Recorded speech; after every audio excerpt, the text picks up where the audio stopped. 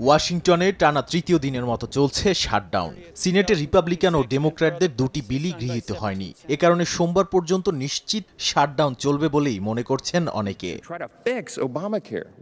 রিপাবলিকানদের দাবি, ইচ্ছাকৃতভাবে সরকারকে জিম্মি করছে ডেমোক্র্যাটরা। তাদের প্রস্তাবেই সমাধান ছিল। ডেমোক্র্যাটরা অযথা বাড়তি ব্যয়ের দাবি তুলছেন। অন্যদিকে ডেমোক্র্যাটরা বলছে, স্বাস্থ্যসেবার ভর্তুকি ছাড়া সমঝোতার সুযোগ নেই। তাদের অভিযোগ, রিপাবলিকানরা আলোচনায় না বসে জনগণের উপর চাপ বাড়াচ্ছে।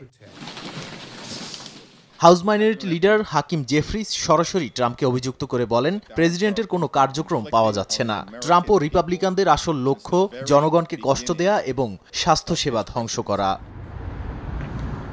এদিকে চলমান অচলাবস্থার মধ্যেই ট্রাম্প শিকাগোর $2.1 বিলিয়ন ট্রানজিট ফান্ড আটকে দিয়েছেন। ডেমোক্র্যাট অধ্যুষিত অঙ্গরাজ্য ও শহরের আরও প্রায় $28 বিলিয়ন বরাদ্দও স্থগিত করা হয়েছে। পাশাপাশি ফেডারেল কর্মী ছাঁটাইয়ের হুমকিও এসেছে হোয়াইট হাউস থেকে। শাটডাউন দীর্ঘ হলে বিমান চলাচল, খাদ্য সহায়তা আর আদালতের কার্যক্রম ঝুঁকিতে পড়তে পারে বলে মনে করছেন বিশ্লেষকরা।